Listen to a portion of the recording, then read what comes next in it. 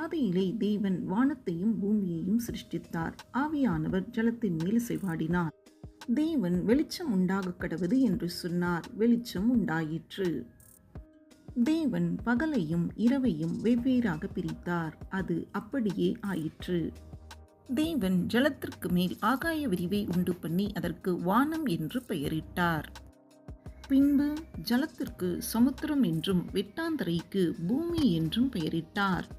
பூமியின் மேல் புல்லையும் விதையை பிறப்பிக்கும் பூண்டுகளையும் விருட்சங்களையும் உண்டாக்கினார்.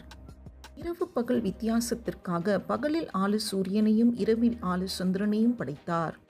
சமுத்திரத்தில் நீந்தும் ஜீவ ஜந்துக்களையும் ஆகாயத்திலே பிறக்கும் பறவைகளையும் படைத்தார்.